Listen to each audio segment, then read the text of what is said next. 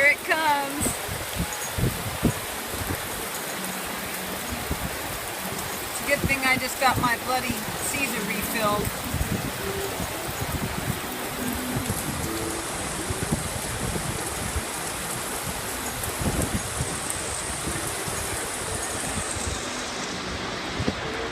I would say wish you were here, but I don't know that you guys want to get this wet.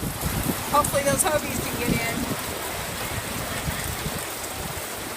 There's other ones out there that just disappeared before the rain came in. I gotta tell you what though, even a rainy day in Turks is better than any other place to be.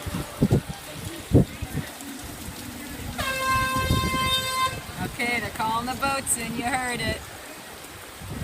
Luckily they haven't closed the bar. That will always stay open.